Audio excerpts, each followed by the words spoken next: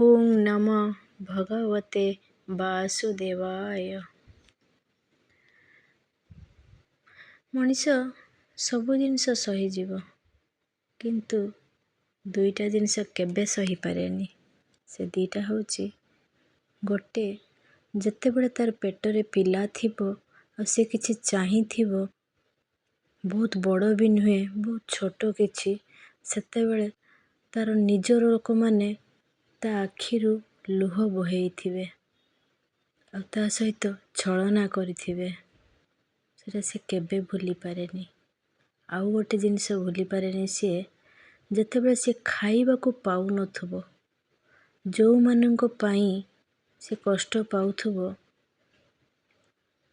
ସେ ଯିଏ ବି ହେଇଥାଉ, ସେ ଚାହେ ବାପା ମା ହୁଅନ୍ତୁ କି ଶାଶୁ ଶ୍ୱଶୁର ହୁଅନ୍ତୁ କି ଭାଇ ଭାଉଜ ହୁଅନ୍ତୁ କି ଦିଅର ନଣନ୍ଦ ହୁଅନ୍ତୁ କି ଯାଆ ହୁଅନ୍ତୁ, ଯେଉଁମାନଙ୍କ ପାଇଁ ସେ କଷ୍ଟ ପାଇଥିବ ନା, ସେ କେବେ ଜୀବନରେ ଭୁଲି ପାରେନି। ସେଇ ଦୁଇଟା ଜିନିଷ କେବେ ଭୁଲି ପାରେନି।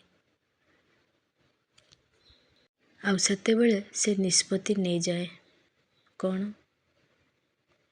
ନା, ଯେଉଁଟା ଠିକ୍ ଆଉ ଯେଉଁଟା ନ୍ୟାୟ,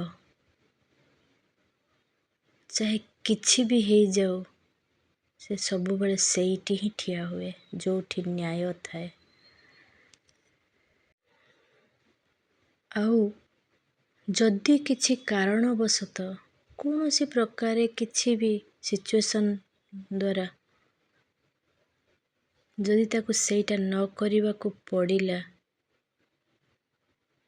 ମାନେ ସେ ନ୍ୟାୟରେ ଛିଡ଼ା ହେବାକୁ ଚେଷ୍ଟା କରିଲେ ବି ତାକୁ ଯଦି କୌଣସି ପ୍ରକାରରେ ବନ୍ଧନରେ ବାନ୍ଧି ଦେବାକୁ ଚେଷ୍ଟା କରି କିମ୍ବା ଅପମାନ ଦେଇ ବଦନାମ କରି ତାର ସେଇ ଜିନିଷକୁ ଏପଟ ସେପଟ କରିଦିଆଯାଏ ନା, ତାହେଲେ ତାର ନିଶ୍ୱାସଟା ଯେତେବେଳେ ପଡ଼େ, ସେଇଟା ବହୁତ ଯନ୍ତ୍ରଣାଦାୟକ ହେଇଯାଏ।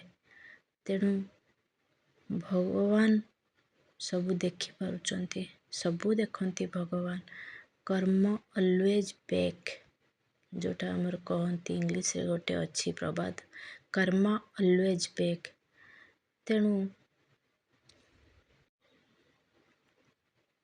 ଯେଉଁ ଲୋକ ସରଳ, ଯେଉଁ ଲୋକର ଭଏସ୍ ନଥିବ, ଯେଉଁ ଲୋକ ଲଢ଼ି ପାରୁନଥିବ, ସେମାନଙ୍କ ସହିତ ଅନ୍ୟାୟ କରିବା ପୂର୍ବରୁ ଟିକେ ପଛକୁ ଚିନ୍ତା କରିବା ଉଚିତ। ନିର୍ବଳ ଲୋକ, ଯାହାର ନିଜସ୍ୱ ଲଢ଼ିବାର କ୍ଷମତା ନାହିଁ, ସେ ଯେତେବେଳେ କିଛି ନ କରିପାରେ ନା, ସେତେବେଳେ ସିଏ ନିଜର ଆତ୍ମସମ୍ମାନକୁ ଜଗି ପଛକୁ ଘୁଞ୍ଚିଯାଏ। କାହିଁକି ନା ସେ ଭାବେ, ମୁଁ ପଛକୁ ଘୁଞ୍ଚିଗଲେ ଯଦି କେହି ଖୁସି ହେଉଛି, ମୋର ଜାଗାରେ ରହି ଯଦି ଆଉ କିଏ ନିଜକୁ ଧନ୍ୟ ମନେ କରୁଛି, ତାହେଲେ ମୋର ପଛକୁ ଘୁଞ୍ଚିଯିବାଟା ହିଁ ଠିକ୍। କାହିଁକି ରହିବି, କାହିଁକି ସେମାନଙ୍କର ଅଶାନ୍ତିର କାରଣ ହେବ।